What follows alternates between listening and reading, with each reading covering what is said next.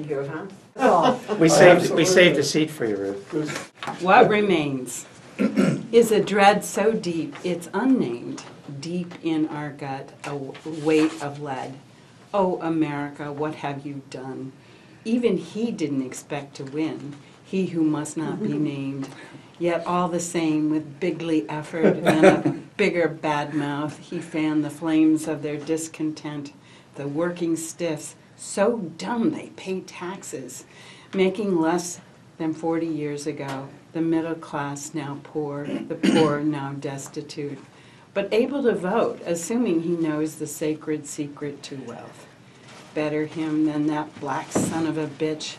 Never mind how worse life could have gone awry. Never mind nasty woman who still got the popular vote. Racist, sexist, homophobes delight. Deplorables is now their battle cry. Wow. Amazing. It's really amazing. So they have an opinion?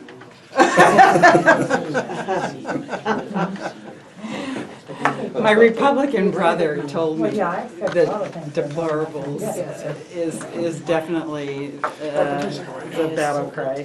Good to see you too. Thank you. He thinks Trump is going to definitely bring a better economic picture to America. So he's 100% for him, and evidently glosses over everything. I didn't even get into the real, the sexual harassment issues. I'm gonna save it for another one. Yes, pockets full of juicy fruit all ready to smash. I know, absolutely. The last Republican president that was elected before this turned out to be a lot worse than we had feared. He just about wrecked the nation, and of course this guy is going to finish it off if he has any chance to. But still, he may respond to pressure, and he may be a little bit better than our worst fears because he's going to be controlled by some kind of law. Well, because we feared so much. Yeah, right. We're just scared shitless. No, Figuratively, never anyway. mind. Figuratively, I said. Sure. Yes. Been Right. a long time. So, Ta-da! There he is. Actually, I brought 2 poems. Yay. We can skip the second one, I but have No, you've been away a while. I've been away a while. Yeah. The first, I wrote one for Hey, Ruth. today's session, but the second one, last Friday before last, I was driving home listening to NPR. And, We still had hope. I had lots of hope. In fact, I had certainty. So much for certainty, right? But anyway, there was an interview with a fabulous opera singer, Joyce DiDonato, who I really like. oh, she is good. She is great, and she's working on a project to bring different musical traditions and make them available to the public. And she's working with a black man who's in prison. And even though he's been in prison for violent crimes, but he has a very sensitive soul and is doing wonderful things while in prison, and trying to bring all of that together, and using this question, which is not original. Is there another but, one somewhere? Oh, I'm sorry. There's more. There's more. Just one more, thanks. The question of how do you find peace in the midst of chaos? And I made a few notes, and I began to write a few things, and then Tuesday night, I thought, geez, it's not going well, and I started working on the poem as a way to focus on something else. And I was awake at 2 or 3 o'clock in the morning, and it was, well, not going worse. It was the news. So I really focused on this, and I thought, I cannot just, flagellate myself and be despondent. And since I'm in Texas, I can go and find a gun any place. They sell them in pharmacies and toy stores, and just go and shoot somebody or myself. But no, I thought I would write the poem. And it began to take a different form, so this is my reaction. A better choice. So how do you find peace in the midst of chaos? First, you dwell in the darkness. According to the creation story, in the beginning God decreed, let there be light. Thus, if there is a God, she must have lived in the darkness. Yay.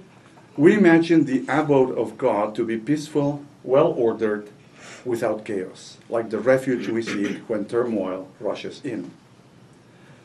Summon that place where peace reigns because it already resides inside you. You find peace by loving and by attending to what goes to the heart and circumvents the head, by finding what helps you reconcile with the world and banish the thoughts that hound you. You can transcend the surrounding chaos by cultivating inner calm and centeredness. You maintain peace by letting go all the time. When you hold on, you are immersed in resentment, irritation, hurt, or anger. You are ruled by uncertainty, insecurity, and fear. Emotions control you and you lose your balance. You are not at peace. Acknowledge your feelings, but do not let them be your master. Like swallows in the sky of your mind, notice their presence and let them fly away. All things are impermanent. They come and go. Refusing to let go is the origin of suffering. Learn to renounce and live in the present. Learn to focus on love, to stay centered, and find your own quiet place. Go into the innermost recesses of your mind where you feel safe and peaceful. Step outside the tumult of your life and embrace the feelings of peace you once discovered. Abandon the search for more and more. Learn to be happy with less and less. Goethe said, "Life is the childhood of your immortality." Be like a carefree child, for peace is already inside you. Thank you. Very nice. Optimistic. Yeah. Yeah, well, Exactly. what's the other choice? I think you've been talking to Tom Shostak too long. You've become a Buddhist. With my brother Tom. That's quite beautiful, Joe. Thank you.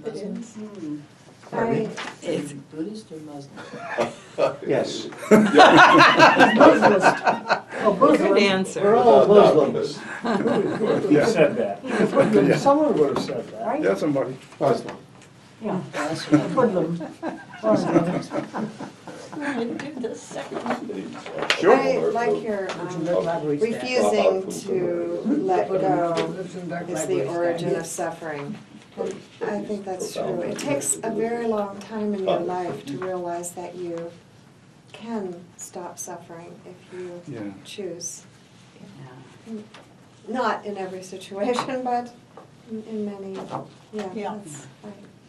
Very fine. Thank you. And I think that, yeah, we have to learn to let go and do a whole bunch of things which is happening, but at the same time, we have not to be passive and decide that there is no need to fight, and there is no need to oppose, and there is no need to protest, and there is no need to make our voices heard throughout this next 4 years, which will be Long. long and difficult. I'm expecting it to get short somehow. Yeah, I hope so. There's an expression that I like, and that is, pain is inevitable, suffering is optional. Well, it's going to be painful, Tom. So let's leave it at I that. can't resist commenting that while I love this philosophy and I hope it's true, I have had occasion to hear a counter-argument that says essentially that the natural state of mankind is not peace and tranquility and equilibrium, Yeah.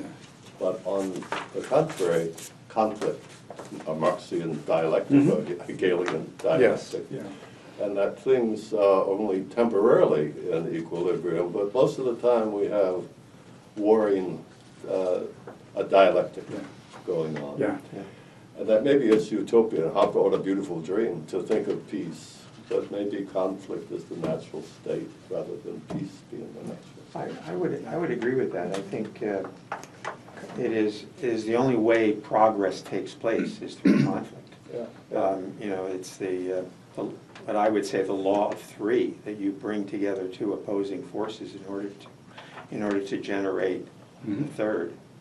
So I'm not a Marxist, but he was brilliant in the sense of synthesis, antithesis, and then a thesis generates an antithesis, which generates a new synthesis, which generates another thesis, and it goes on as you We're say. not all clones, or we're not all the same coded robots. You know. We all have differences, and legal differences, but it's what creates the conflict. It's Yeah. inevitable. Yeah. Yeah. And this Hegelian notion of the cycles of history, but now we can see that we had a thesis for 8 years, and now comes the antithesis. And we'll see what happens. Yeah. We only have 2 years of Trump undiluted after all. They're always the mid-term elections. Well, ever since, Riding along purposefully. ever since Reagan, Looks this like nation heading has for us. been sort of, Someone left a poem. Hey, Josh, how are you? Back in town? No, it's my ghost. Yes. Double ganger. the nation has really been gripped by the fascination with myths, you know, the national myths. And I think Reagan was the actor primarily responsible. He kind of lived in a myth and has passed that on down. And it's now very strong in the world of American myth. Rather than what are the facts. But remember All in the Family, Archie Bunker lived in a more pristine time in his mind. Who? Archie Bunker. Remember him? Yeah. So, Go for it. Well, here's the other one called. Would The Pluribus- everyone remember to speak up, please? thanks, Chuck. You need to get a better microphone. She said, "Wait, you need to get a better microphone." Thank you. Well, with whatever microphone we have, here we go. A pluribus unum. More than 7 billion of us, and we are all connected. We pretend we are not, each an individual, a free agent responsible only for his acts. But it's a single system, one humanity, multiplying fast. 7 billion strong, albeit divided and divided again. 193 sovereign countries make up the UN, plus numerous nations without a state, provinces, states, territories, regions, counties, municipalities, townships, cities, towns, villages, and neighborhoods. Countless corporations, each with a profit motive. Community organizations, political parties, gangs, ethnic groups, clans, tribes, clubs, families, religions, and sects, each facing its own disunion and strife. Down to every individual human being, each with its own inner contradictions, torn between potential and reality, love and hatred, fear and desire, hard sacrifice and easy cruelty, all uncertain of what the future holds and what our obligations are. Really? Living day by day, improvising every moment, deciding on the basis of unexamined assumptions, best guesses, illusions, what we deem best for us, too many emotions and too little data. But we are all connected, a single humanity, even if each claims his own exceptionalism. If the fluttering of the wings of a butterfly in Senegal causes a micro disturbance whose ripple effects result in a hurricane reaching the coast of Florida, what are the ripple effects of every mile I drive a car? An oil well in Iraq, a frack well in Texas, a field planted with genetically modified corn, a pill that costs $1 to make and $500 to buy, a plastic cup, a rim of paper, a can of Coke. The way we live melts the Siberian permafrost, transforms ice fields in Greenland into waterfalls, plants the seeds that grow into genocide in Syria, gives us Zika, cancer, and the sixth extinction. It's a world we didn't choose, but we were thrown into by the decisions we make every day.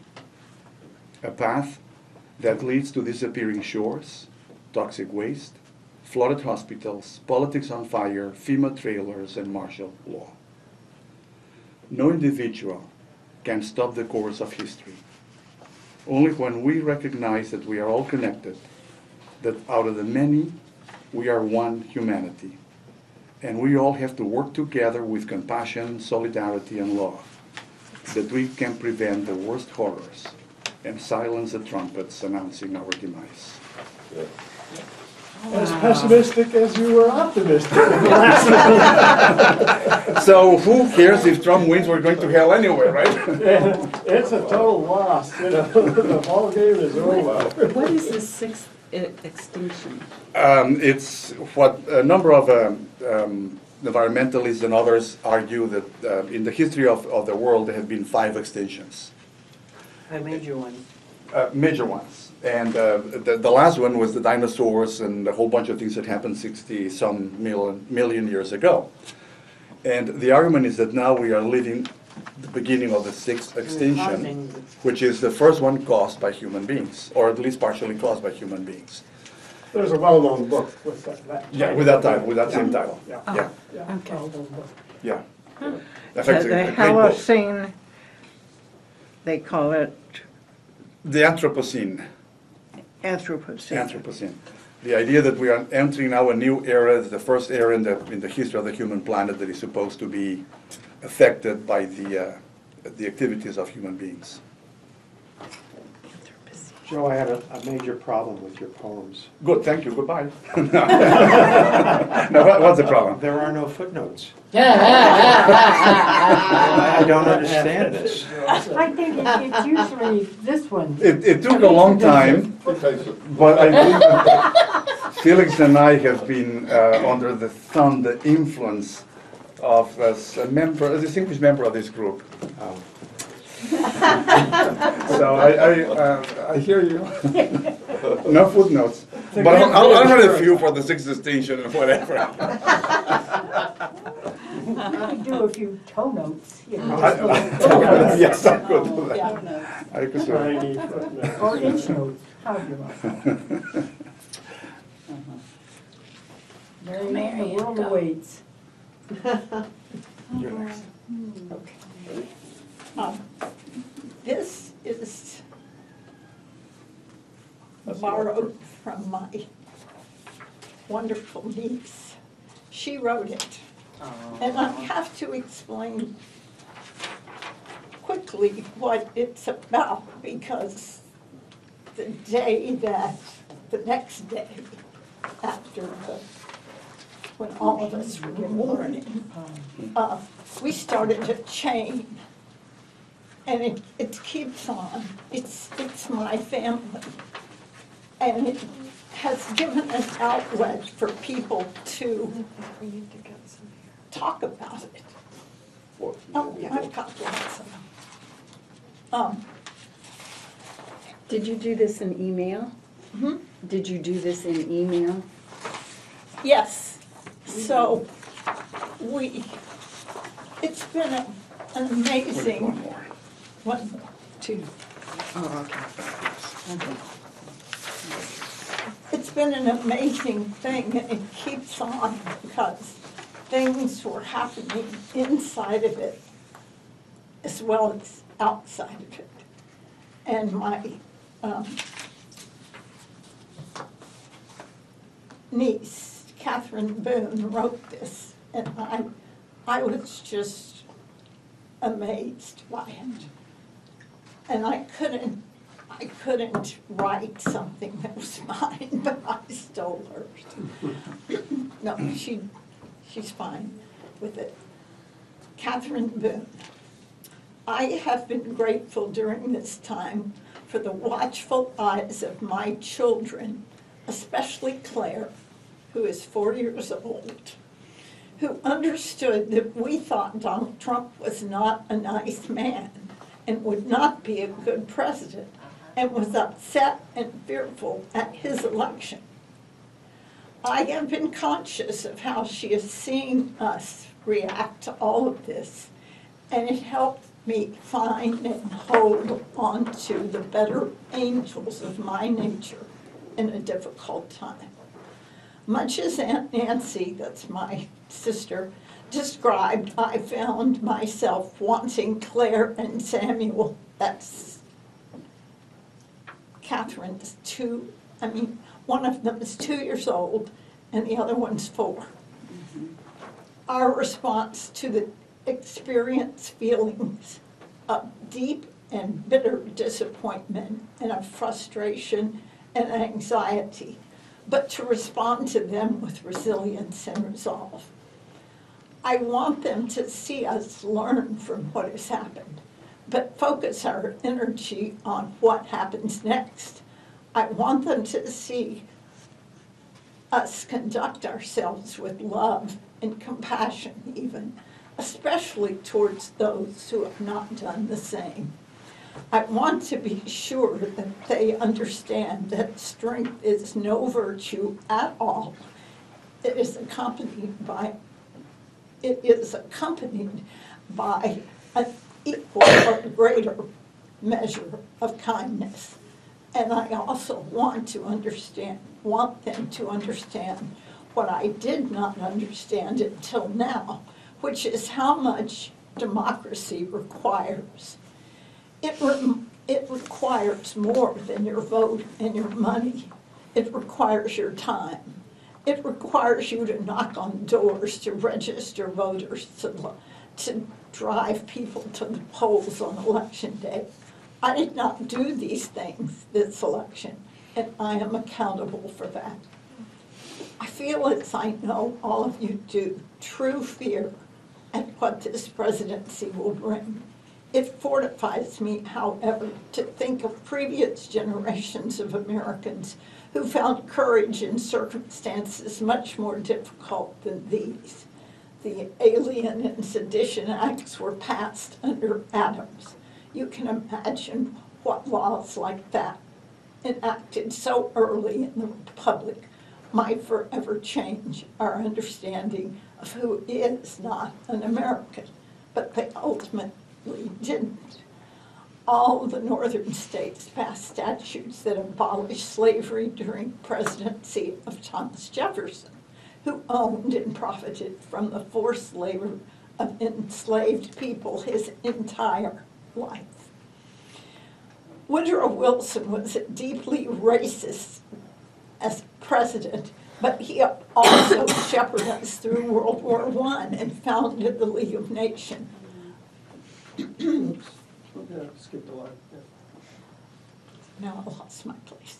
And Franklin Roosevelt, whose domestic programs have made our country what it is today, and who helped save this whole planet from fascism, enforced the imprisonment of thousands of innocent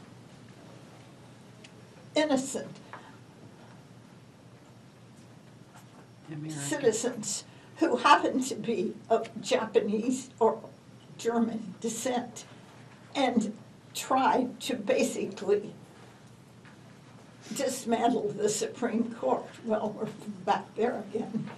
And yet, right after that, the civil rights movement began. In earnest, our progress has never been linear. We have had deeply flawed presidents who made monumentally bad decisions, both accidentally and intentionally. And yet, it is true, as Martin Luther King said, that the long arc of our history has always bent toward justice. We will make that be true, as Americans before us in daunting circumstances have done. I am so grateful and so glad to be part of a family that can agree and disagree on difficult issues.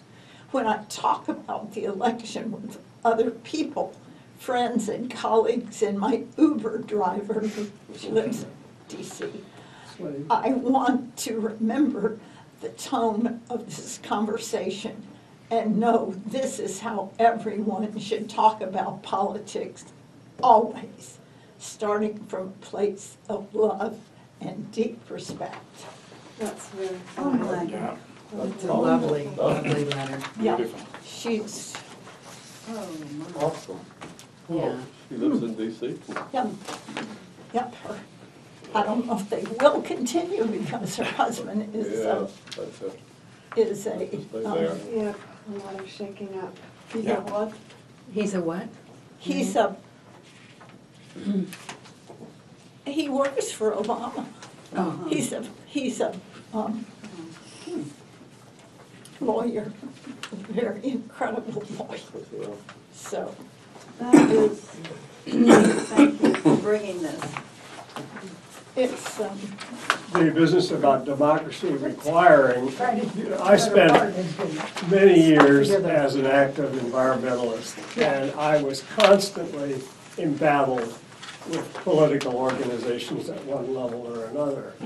And I got to the point where elections really don't matter at all. That is not how democracy is spelled. It's what happens between elections, day after day. you know? Yeah. So these people who attend every city council meeting and every county commission meeting and are known in the legislature are all considered to be nuts. But that's really what we all have to be. We have to be kind of nutty because they will run free between elections if they're not watched. And that's what the message is for the Trump administration, is to watch every day, every action, what is going on. And unfortunately, some of the journalists are starting to talk in that way, that they're not going to close their eyes and look for something happy to talk about when something serious is going on. Well, let's hope that's true. Many of you will already know this, but the blue plate, or the blue willow, is a very famous pattern for China. Many people know this, Mary and I were talking about it, but some people might not. It is the most popular pattern for China that has ever been and maybe ever will be. It has been for over a century. It's been the most popular China pattern throughout the world. And it used to be an almost throwaway kind of China. It was very cheaply produced, and diners, usually greasy spoon kind of diners, had these blue plate specials. Hence the term the blue plate special, which we've all heard. Yeah. And often these plates had compartments in them. You had a place for a slab of meatloaf and maybe some corn and maybe something else. Mashed It was potatoes and divided gravy. plates, like kitty plates, you know. So I took this as the inspiration for my poem, which is about somebody who is here. And it will be revealed to you. I think the first line. When old friends visit after a long absence, we fondly reminisce about the cares we share. It's like eating comfort food on a blue willow plate.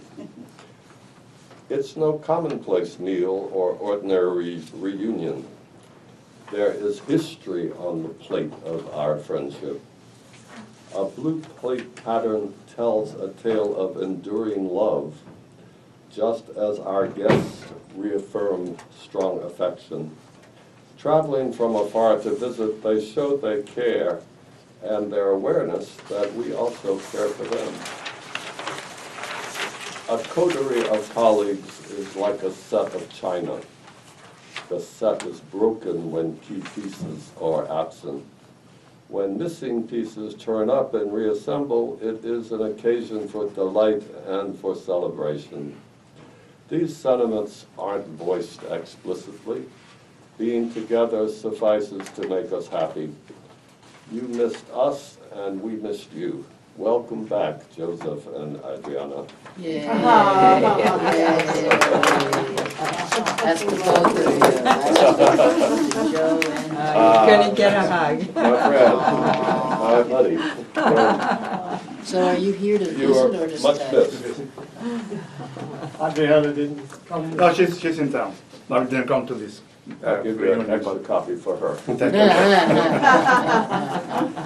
You know what the pattern depicts, don't you? They're two lovers who are eloping, they're running across a bridge, being chased by either the father-in-law to be or a suitor, and they are running across a bridge. They were in love, and the love had difficulties, but they fled and ultimately tried to flee in a boat. The boat sank. They drowned. Tragically. Take away your appetite to eat on, play with a story like that. And they turned, no, it has a happy ending. They turned into beautiful birds that are now in if you look at every one of these things, has two birds flying. Yes. That's the souls in love of the united lovers in there. It's a very corny, but an old Chinese tale. And it is on all of these plates, which used to be almost worthless, but now they're collector's items. They're worth hundreds, even thousands of dollars for certain collector items, blue willow plates. So just like Joe and Adriana, we took them for as our due, the commonplace that we thought they'd be here forever, but they've become rare and special and very valuable. They became birds and flew away. And they flew away, right? Okay. Felix? I'm glad I didn't have to die first, by the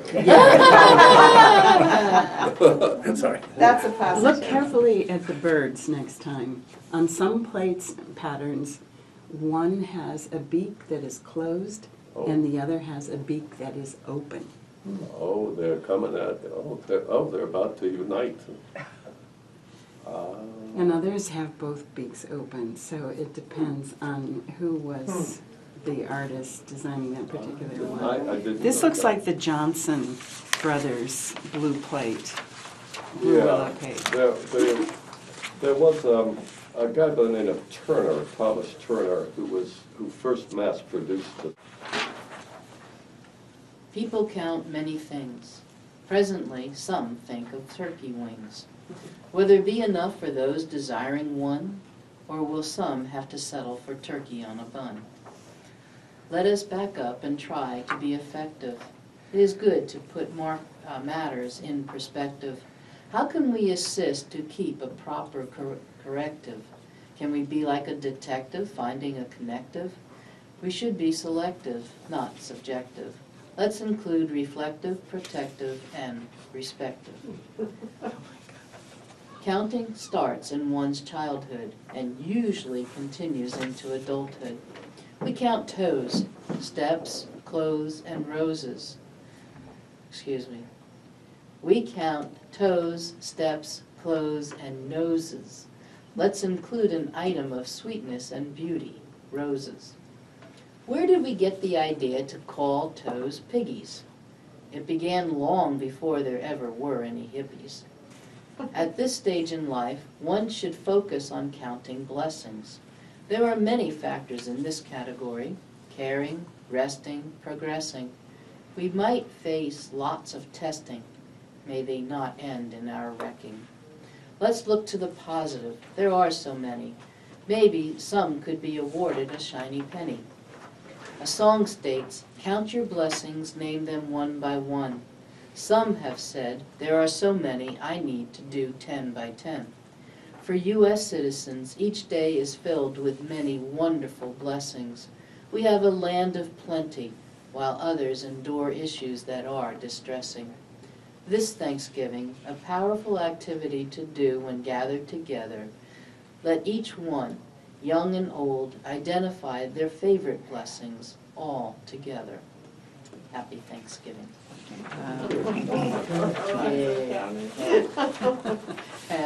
And since I haven't been here in such... Oh, I'm sorry, what? What were you... Thanksgiving's coming fast. Yeah, 2 weeks.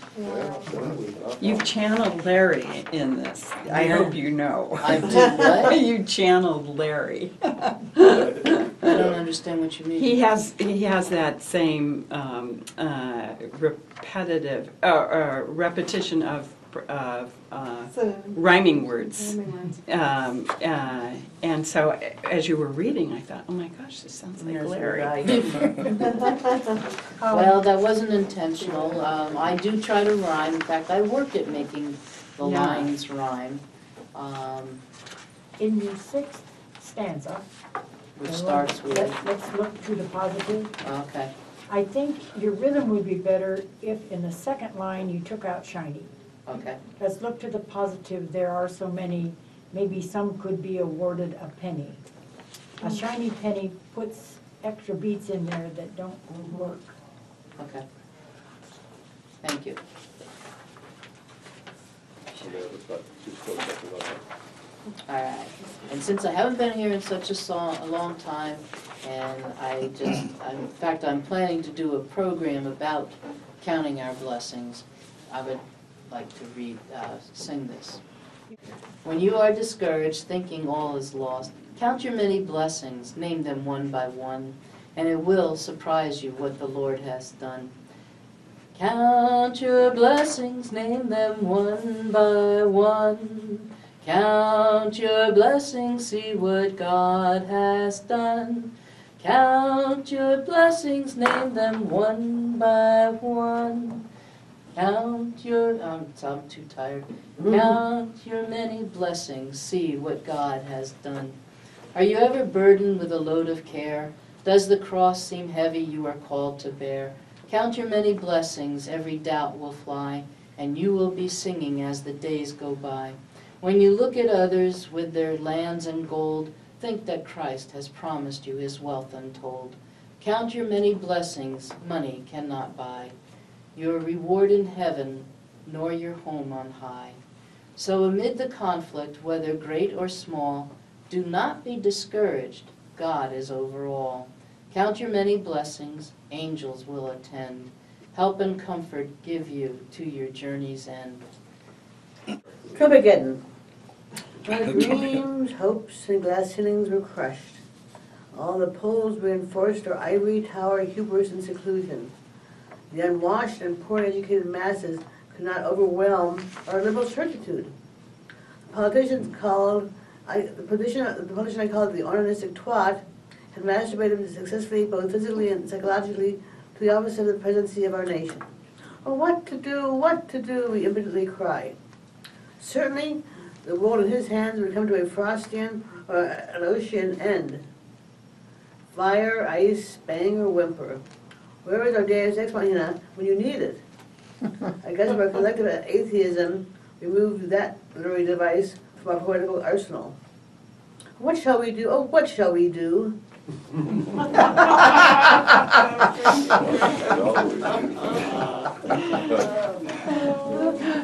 I love the different typefaces. Dear cousin, I have erred and I have sinned and I am terribly chagrined. It's been weeks and weeks, nay months, and I have written just this once. In truth, I've written several times, but they only bollocksed up my rhymes. And I should probably omit them, since I know darn well you didn't get them. The fault which yet may get me jailed is that my letters don't get mailed. They sit around and get all moldy, and who needs news that's become an oldie? So I decide to write again, and just about when I begin, my lifestyle shifts into reverse, and matters go from bad to worse, and then they go from worse to worse, and I am just about to burst. Then my afflictions all abate, and then the news is out of date, and I am back where I began, no burden to the man. I liked it. That last line is awesome. I wasn't expecting it. That's great. And this next one, hey, I don't know what that number is.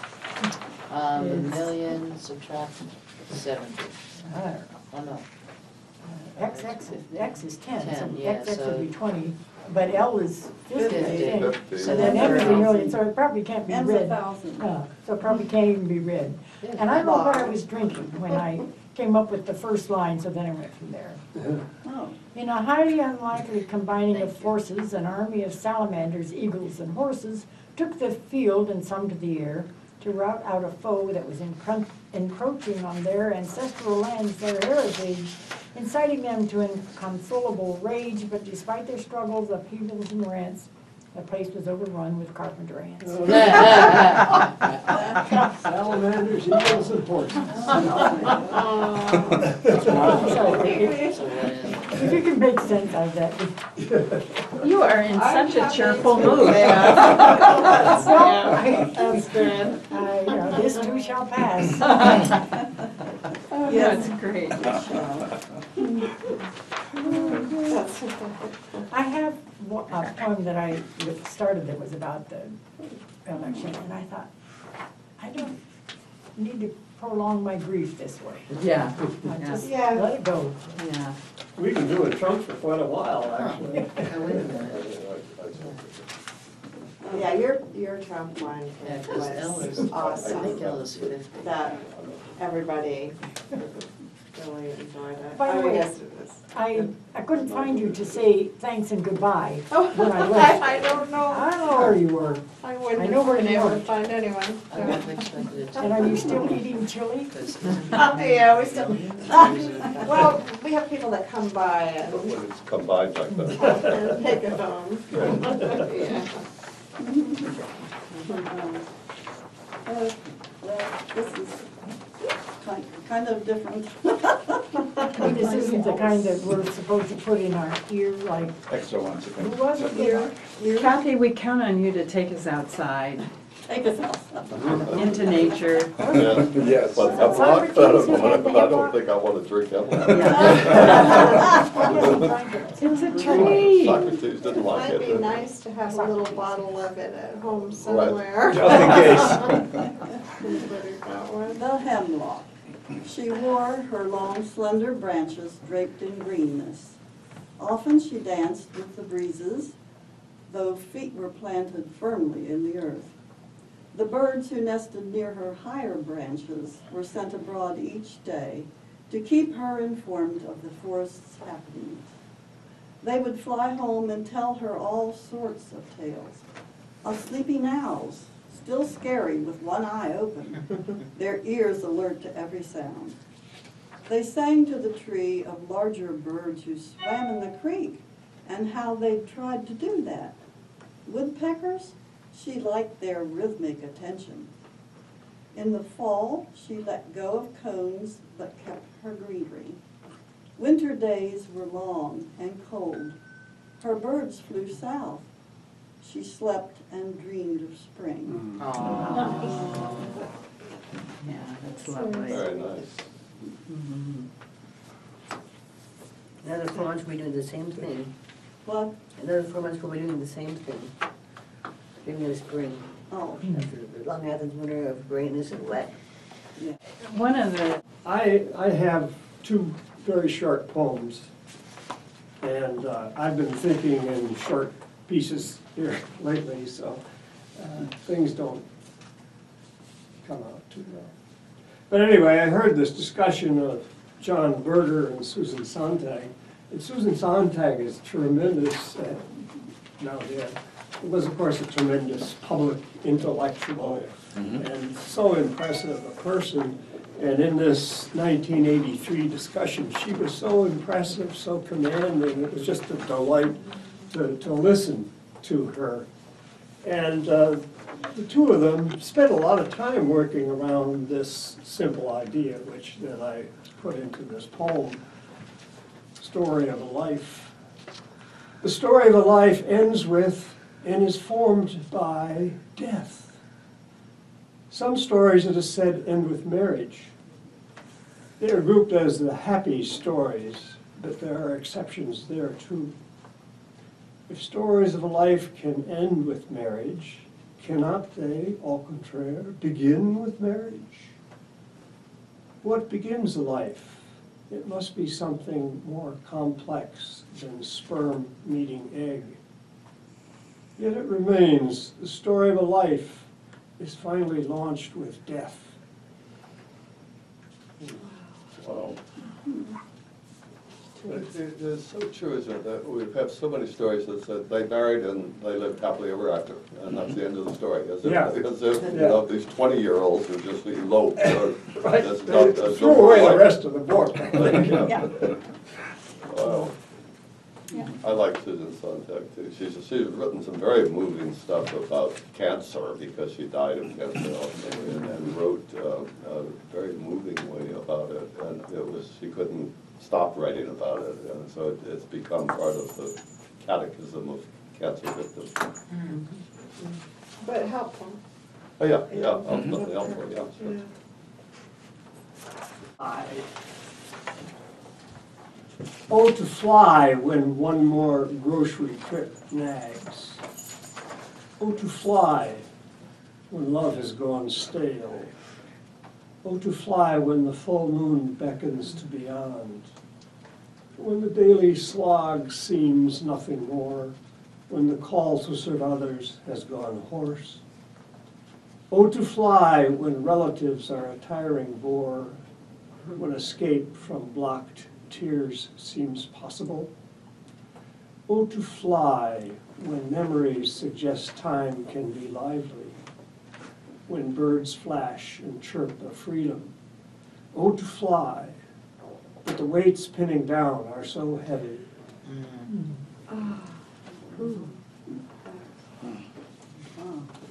Beautiful. Yeah, That's a beautiful poem. there's a lot of grief in that. Yeah. Jeez. And what a full moon we've had to contemplate. Oh, I mean, yes. it's spectacular. That's a supermoon. Yeah. After the 70 years or so? 70. 70, I thought it was less than that. 70 something. 1948. These are the last one. profoundly moving. Yeah, they're Yeah. beautiful They are poems. beyond Yeah. the casual form, but it's profound.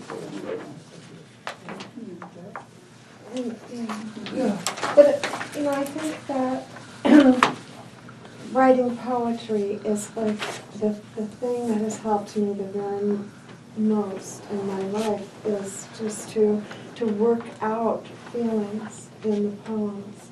And you're just doing that so beautifully. I was so angry. I just had to do something to try to think about that. And I've spent all my life, my work life, in 10 counties for the most part, with schools and parents and kids with disabilities. And I have loved so many of these people, and I know that their Trump signs are in their yards. And I've been feeling angry, and I just wanted to think, I guess in a small way about this. So, and again, it's just not well put together really, but okay. Once we would borrow your popcorn maker. You would ask to use your tools. I cared for your kids when you got home late from work. You offered a casserole if one of us was sick. My son jumped your car when the battery was dead. Sometimes we'd try to talk out our differences about who should pay for insurance or schools and who should be allowed to marry who. The hardest one was women's rights when it came to abortion. We would argue a while, then find an acceptable topic. Once we held values, a core of beliefs for our country: honesty, compassion, equality, respect. We shared enough to live together until a leader disconnected us. The 9th of November is ending our union, wrenching apart, families not speaking, neighbors divided in shock. Boy, and it's really true. It's dividing families and breaking up neighborhoods. Yes. I'll tell you one quick story. My son, I have 3 sons, but my local son who has 2 little kids. They go to West Elementary, and in my grandson Luca's class is a little Ethiopian girl who's an adopted child, dark skin, not terribly dark, but darker than Caucasian. And after the election, when it came to school, some of the bullies in the class came to her and said, "Now that Trump is elected, you're going to have to go back to Ethiopia." And of course, she burst into tears. doesn't want to go. I love my mommy and daddy, and and we're good Americans, and Yes. And where do these Very kids, hard. 10-year-olds, get this kind of prejudice, this horrible hatred? They gotta get it from parents. It's at every kitchen table in America, I sometimes think, bar maybe a few. Less than half, if we believe Hillary still won the popular vote. 52% of the people voted for somebody other than Trump. And only half the people voted, This is which what means kids that. hear. Yeah, And that's- hardly and that's- half. And that's the Well, scary right. part about it. So it means that Only those- half of the registered voters voted. Which means And then that there's all the people that are not registered voters. So it's a you small. all of that together and you say, what percentage of the American people who are eligible to vote voted for Trump? And it's between 20 and 24%. So let's remember that there is about 75% of Americans who have not voted, not endorsed, not been a part of whatever this man represents. And that for 4 years, until we should kill them all, it's time to vote. I wrote in my email to you all that I need to leave early, and I would love to be able to hear the rest of the poems, please. Before we leave, in this poem, 1, 2, 3, 4, 5, 6, 7, 8 lines up from the bottom of the first stanza. Allowed, the way you're using it there should be ALLOWED. Oh, I know you yes, know that. okay. Thank you, I've been doing Oh, this. your spelling checker did that Yeah. to you, probably, huh? Okay, so I'll just fix it there. Loud clang. Thank you. That's okay. Yes, hold on here. Allowed, whether it Oh, comes to your ear or Yeah. permitted or sounded. Yeah. Okay, this is a more fun one. Good. This is from the Nelsonville Library where I was, and I wrote this poem about that. Lines. Where did they go? I looked for the blackbirds beyond the wide windows. Last week they made shadows on the library wall. Dozens of blackbirds wrapped their toes on thin black wires while I wrote lines of airy poetry. Where did they go? I wanted to see the birds, the black silhouettes perched on the lines, a backdrop of blue, brilliant, bright. I waited for the leader to rally a call, bring the birds back, command them to soar, one body a cape fine spun, sheen on black feathers catching the light of the sun. Today I see only empty sky, no blackbird shadows dancing on the side of the sand and blue entranceway. My daydreams are full of wings, birds in skies, wires up high. Where is my blackbird muse? I can't write a single poem. Surely did. But you just, Some of my best poetry comes out of my lowest places, the deepest hurts and tragedies and pains that I experience. It's therapeutic. And with that, this is a poem of therapy, because I write therapeutic poems. Prophylactic ones? That's what we need. And I think we probably all do. I mean, I think Yeah. that's one of the joys of poetry. It helps us feel better. It's not always listed as one of the functions of poetry, but it certainly is for many people. It is, indeed. No question about it. I don't know your name. Hi, I'm Katie. Hi, Katie. I have an extra copy of my Well, poem. and you can tell me exactly what She's not a member. you run this, That's check okay. it out. I know That's it's all of our okay. poetry. Okay. And maybe mine is the antithesis to Joe's poem. Okay.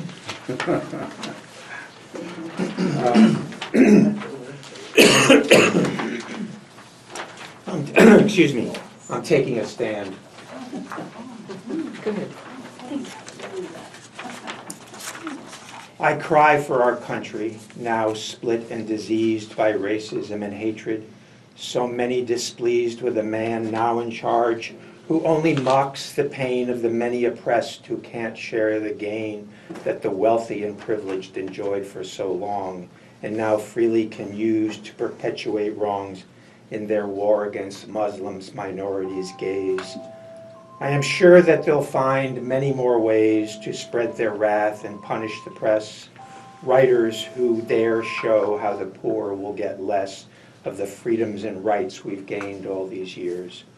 And now we are left with just anger and tears. I weep for the earth as it burns and turns dry, and for the many left dying who only ask why we can't see the pain that our greed has inflicted and how to King Oil we're all now addicted. We're all wanting more, nice cars and new clothes, despite those who beg amidst hunger and woes of fighting for clean water, food, and safe ground. We say that we care, but we don't make a sound. It's time. It's now. I won't stand around decrying the chaos. My strength has been found. I'll stand up for justice, for migrants like me whose family came here so that they could be free of the kind of oppression that now seems so near. I'll assure them I'm with them, and they needn't fear the jackboots and armies and threats for their life. Together we'll keep each other safe from the strife. I'll sit with protesters defending water and land at Standing Rock and in streets where I'll lend a hand with my body, my soul, my money, my time. I'll fight to make sure corporations whose crime of killing the earth and of robbing our savings will be forced to face humans, our needs and our cravings for the freedoms assured by our Constitution. We won't settle for less than a fair resolution to the struggles we face, for the right to be free to speak out, to live, to love whomever may be important to us. I'll fight for what's right. I'll not despair. They'll know that there's someone who really will care. I'll reach out to those who don't have a voice and shout to make sure that we all have a choice to live our own lives in the ways that are best for our families, our loved ones, and all of the rest of the people who care for each other, who are no longer sure of what they can do to make our country a more welcoming place. It's time we all saw we're just one human race. I'll no longer be silent. To do so says yes to the way things are, accepting the mess created by those who only have greed for power and riches, ignoring the need of those who have rights to have food on their table, and of those who find they are no longer able to have a home or health care or the safety they seek. They only feel powerless, shameful, and weak. It's time to speak loudly.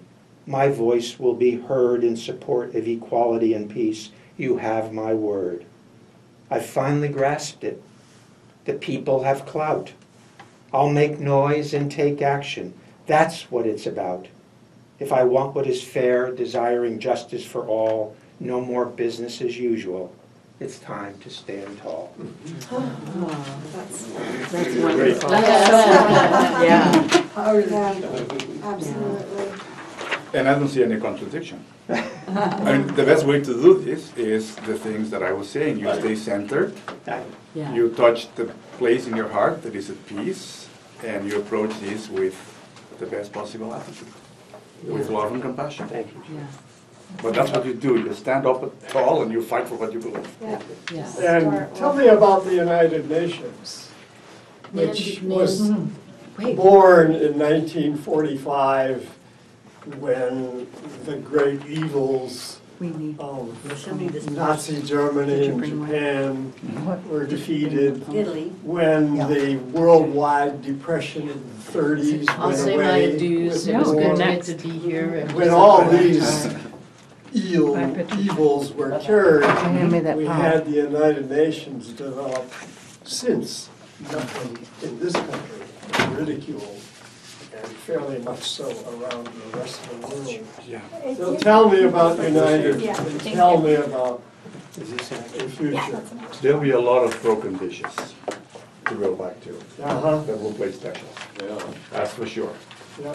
And I think that what Tom is saying, and I would agree, is there will be losses, there will be pain, there will be things that we lose, but if we fight and we stand tall and we oppose what's coming, then probably there will be less loss and less destruction that otherwise there might be. Yeah, well, our environmental groups always ran up against the big money and the powerful lawyers in Tallahassee. Yeah. And that's where we got going a couple of years, but we were soon batted down, and then it was just a matter of comforting one another in loss.